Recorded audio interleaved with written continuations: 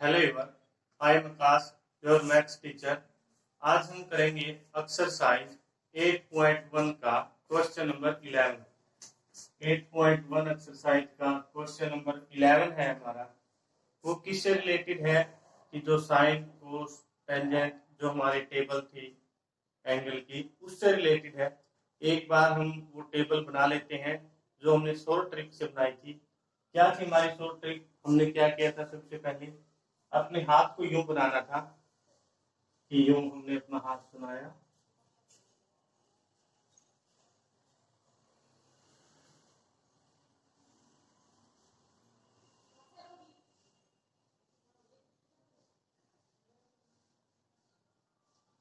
यूं हमने अपना हाथ बनाया था। और हमने क्या कहा था कि सबसे पहले हम साइन की टेबल यहां से बना सकते हैं। यहां पर हम लिखते थे 30 डिग्री, यहाँ पर 45 डिग्री, यहाँ जीरो से स्टार्ट करना, सॉरी 0 डिग्री, फिर क्या था 30 डिग्री, 45, 60 और यहाँ पर हमारा 90 डिग्री, यानी 0 डिग्री, 30 डिग्री, 45, 60 और 90 डिग्री। ऐसे हमने इस टेबल को बनाया था। क्या कहा था हमने सबसे पहले कि अगर हम यहाँ बनाते हैं इसको, इससे इधर कोई उंगली नहीं है हमारी, ये सबसे छोटी उंगली है, इससे इधर अगर कोई भी उंगली नहीं है तो क्या लिखना था हमने यहाँ 0 डिग्री के लिए? 0 डिग्री के लिए लिखना था 0 अंडर अपॉन 2, अंडर में 0 अपॉन 2, यानी 0 जब भी किसी के साथ आती है तो क्या करती है हमेशा ही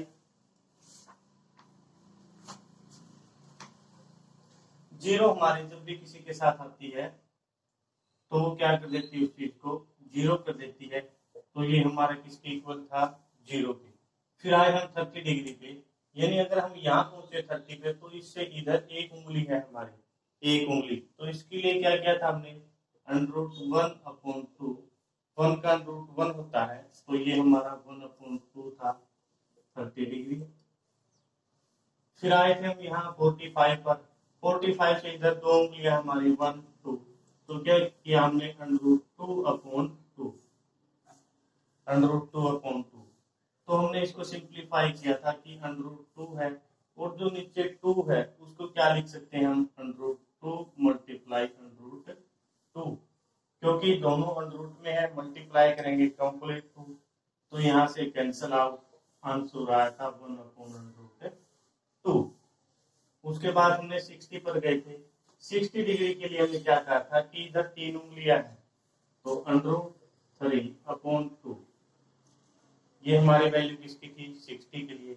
फिर हम यहाँ 90 पे आए थे, इससे इधर 4 उंगलियां हैं हमारी, तो क्या किया हमने? √4 अपॉन 2, √4 क्या होता है? 2, 2 अपॉन 2 कैंसिल आउट किया तो 1, यानी 90 डिग्री की वैल्यू आई थी हमारी 1, 60 डिग्री की वैल्यू आई थी हमारी √3 अपॉन 2, ये हमारी 45 की है। तो इस तरीके से हमने वैल्यू निकाली थी सभी की कि क्या क्या वैल्यू आई थी, और इसको हमने मान दिया था कि जो सबसे पहले ये वैल्यू लिखी है ये साइन की है। तो हम अगर जिक्र करें साइन थीटा की 0 डिग्री, 30, 45, 60 और 90, तो हम इसको ऐसे करेंगे कि 0 डिग्री की वैल्यू आई हमारी 0, फिर साइन 30 की वैल्यू 1 अपॉन 2, फिर साइन 45 की 1 अपॉन √2, 60 की वैल्यू √3 अपॉन 2, 60 की वैल्यू √3 अपॉन 2, और 90 की वैल्यू क्या है यहाँ से? 1। तो 90 की वैल्यू क्या है हमारी? 1। हमने लिख दिया कि जो साइन थीटा है हमारा उसकी वैल्यू ये आई है। फिर हम लिखते थे कोस थीटा। कोस थीटा उधर से लिखना स्टार्ट करते थे कि सबसे पहले इसको लिखेंगे 90, फिर 60 की वैल्यू लिखेंगे, फिर 45 वाली वैल्यू, फिर 30 और फिर 0। यानी साइन की टेबल को अगर उल्टा करके लिख देते हैं तो हमारी कोस की टेबल बन जाती है। फिर लिखा हमने कि टेंजेंट थीटा। टेंजेंट के लिए क्या कहा था हमने कि टेंजेंट होता है हमारा sine theta upon cos theta. ये टेंजेंट थीटा की वैल्यू है। या हमने एक और कहा था कि जो इसका न्यूमरेटर है, इस जो साइन वाली का न्यूमरेटर है अपोन में कोस वाली का न्यूमरेटर लिख दीजिए आप। क्या कहा था हमने कि जो साइन का न्यूमरेटर है अपॉन कोस का न्यूमरेटर अगर आप लिखेंगे तो भी आपकी टेंजेंट की टेबल कंप्लीट। यहाँ से देखिए वैल्यू 0, यहाँ से 1 और √3, तो 1 अपॉन √3 आया था, 1 अपॉन 1 1 आएगा, यहाँ से √3 अपॉन 1 और यहाँ से 1 अपॉन 0, तो क्या था हमारा इंफिनिटी। तो ये हमने टेबल बनाई थी। यहाँ पर क्या कहा था कि जो ये वैल्यू है ये ऐसे लिख सकते हैं। फिर हमने क्या कहा कि भाई कोट थीटा वो टेंजेंट का उल्टा है, यानी 0 है, 0 का उल्टा क्या होता है इंफिनिटी। 1 अपॉन √3 का उल्टा √3 अपॉन 1, 1 अपॉन 1 1 ही रहेगा। इसका उल्टा करेंगे तो क्या हो जाएगा 1 अपॉन √3 और इंफिनिटी का उल्टा क्या हो जाएगा 0। तो हमने क्या किया टेंजेंट को चेंज करके कोट की वैल्यू लिख दी। फिर हम लिखते हैं सीकेंट थीटा। सीकेंट के लिए क्या कहा था हमने कि कोस की वैल्यू को पलट दीजिए 1। कोस की वैल्यू को अगर आप पलटेंगे तो किसकी वैल्यू आएगी हमारे पास, कोस की वैल्यू को अगर पलटते हैं तो सीकेंट थीटा 1। यहां से इसको पलट दीजिए 2 अपॉन √3, इसको पलट दीजिए √2 अपॉन 1, इसको पलटिए 2 अपॉन 1 और इसको पलटेंगे तो क्या रहेगा इनफिनिटी। अब यहाँ आ गए कहा साइन, साइन का उल्टा करते हैं तो हमारे पास आता है कोसिकेंट थीटा। साइन को अपोजिट करते हैं तो कोसिकेंट थीटा होता है। इसका अपोजिट करेंगे 0 का अपोजिट होता है इनफिनिटी, तो 2 अपॉन 1 √2 अपॉन 1 और यहाँ से लिखेंगे तो 2 ऊपर चला जाएगा 2 अपॉन √3 और यहाँ से वैल्यू 1। यानी हमने क्या किया इस तरीके से साइन कोस टेंजेंट तीनों वैल्यू लिखी, टेंजेंट को अपोजिट किया तो कोट, कोस का उल्टा किया तो सीकेंट और साइन का उल्टा किया तो कोसिकेंट। यानी ये हमारे 6 की 6 जो ट्रिग्नोमेट्रिक रेशो है इनकी हमने पूरी टेबल बनाई थी ऐसे। एक और ट्रिक बताई थी कि 0 1 2 3 4 लिखिए, सभी को 4 से डिवाइड कीजिए। उसके बाद क्या कहा था हमने कि क्या करेंगे आप सभी का अंडररूट करेंगे, फिर हमारी साइन की टेबल आती थी। लेकिन अब क्या करना हमने, अब क्या करना है, अब हमने इस हाथ वाले तरीके से यानी जो सोल्व ट्रिक आपके लिए ये हमने ट्रिक बनाई।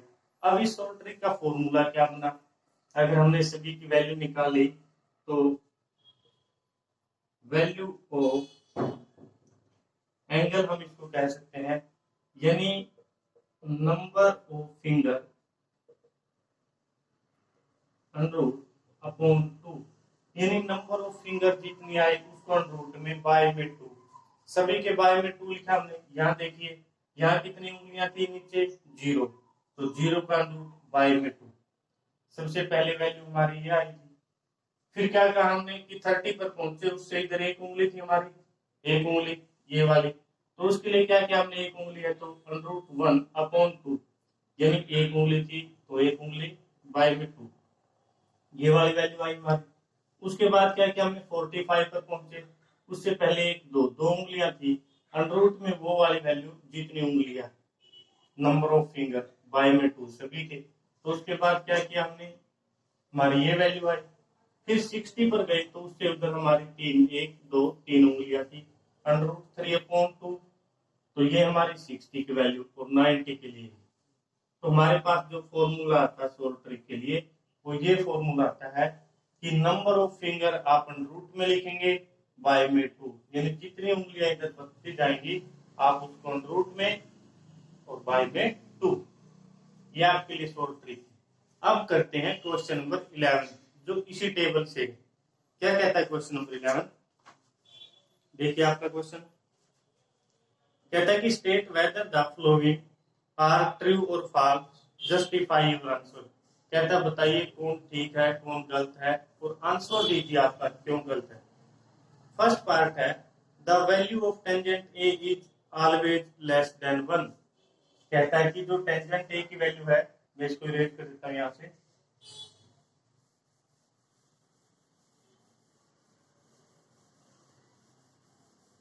जो सही बच्चे हैं उनने तो ये टेबल अपनी कॉपी पर उतार ली, क्योंकि जो मैं क्वेश्चन करवाने जा रहा हूँ वो आप इसी टेबल से करेंगे, चाहे वो 8.2 के हो या 8.1 का 11 क्वेश्चन हो।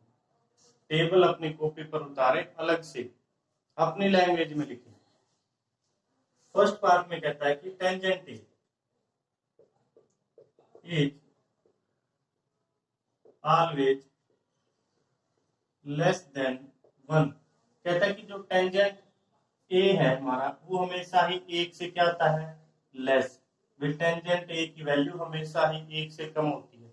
बताइए, टेंजेंट की टेबल पर गए हम, ये रही टेंजेंट की टेबल, 0, 1/√3, 1, √3/1, और लास्ट में क्या है हमारे पास, इन्फिनिटी। यानी इसकी वैल्यू कहां तक जा सकती है टेंजेंट की, इन्फिनिटी तक। और क्वेश्चन क्या कहता है कि हमेशा ही 1 से कम रहती है। ये बात ठीक है, गलत? गलत है, तो क्या लिखेंगे, फॉल्स। पहले वाले के लिए फॉल्स है। क्यों है फॉल्स? क्योंकि उसने पूछा है कि जो टेंजेंट की वैल्यू हमेशा ही 1 से छोटी रहती है। ये बात गलत है, क्योंकि टेंजेंट की वैल्यू इन्फिनिटी तक जाती है। फर्स्ट पार्ट था आपका। सेकंड पार्ट देखिए, कहता है कि सीकेंट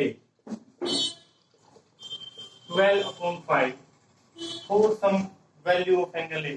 कहता है कि कोई भी ऐसी एंगल की वैल्यू हो सकती है जिसके लिए ये वैल्यू, हम जानते हैं कि पाइथागोरस ट्रिग्नोमेट्री, पाइथागोरस थ्योरम जब हम लगाते हैं, पाइथागोरस ट्रिपलेट में क्या होता है कि 13, 12 और 5 ये कॉम्बिनेशन होती है पाइथागोरस ट्रिपलेट की। तो यहाँ से क्या किया हमने कि जो पाइथागोरस ट्रिपलेट है उसकी हेल्प लेते हैं, तो ये कोई ना कोई वैल्यू जरूर हो सकती है। क्योंकि जब भी हम सीकेंट लिखेंगे, सीकेंट क्या होगा, कोस का उल्टा। तो क्या लिखेंगे आप, कोस क्या लिखते हैं, बेस अपॉन हाइपोटेन्यूज। अगर आपको हाइपोटेन्यूज अपॉन बेस लिखना पड़ जाता है किसी केस में, तो यहाँ से हमें क्या चाहिए कि परपेंडिकुलर, परपेंडिकुलर अपॉन बेस। या ऐसा भी तो हो सकता है कि कोई ना कोई वैल्यू ऐसी आए जिसको हम क्या लिखें, 12/5। यानी ऐसी एक टेबल जरूर बनती है जिसको हम क्या लिख सकते हैं, 12/5। तो क्या कहेंगे हम, जो हमारी ये वैल्यू है वो क्या है, ट्रू है। थर्ड पार्ट देखिए, cos A is the abbreviation used for cosecant of angle A। कहता है कि cos A है वो यूज किया गया किसके लिए, कोसिकेंट ऑफ एंगल ए।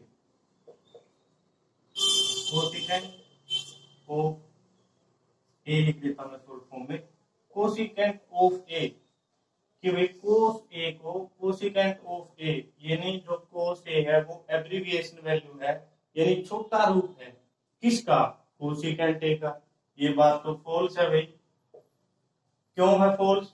क्योंकि कोस ए को क्या लिख सकते हैं, कोसाइन ऑफ ए।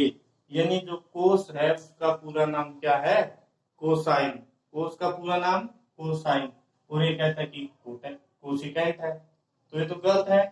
क्या नाम है इसका, cosine of angle A.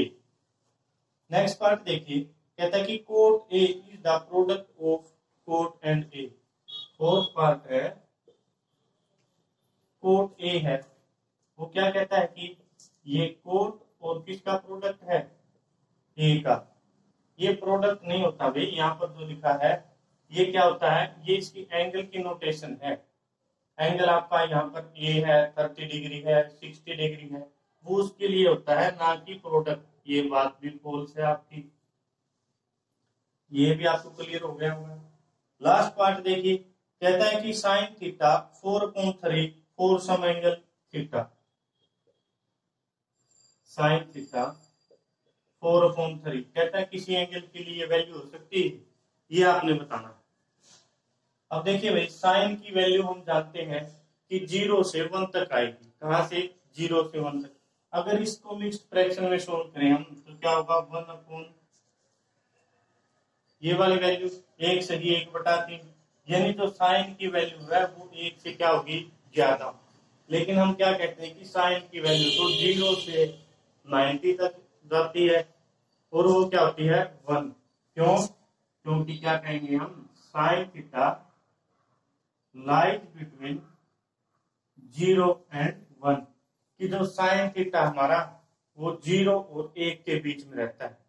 Minimum value 0 है उसकी और मैक्सिमम वैल्यू क्या है उसकी 1, यानी साइन यहीं तक ही रहेगा। और यहाँ कहता है कि वो 4/3 यानी 1 से ज्यादा, तो यह भी किया हमारा फोर्स, ये पार्ट भी क्या हो गया फोर्स।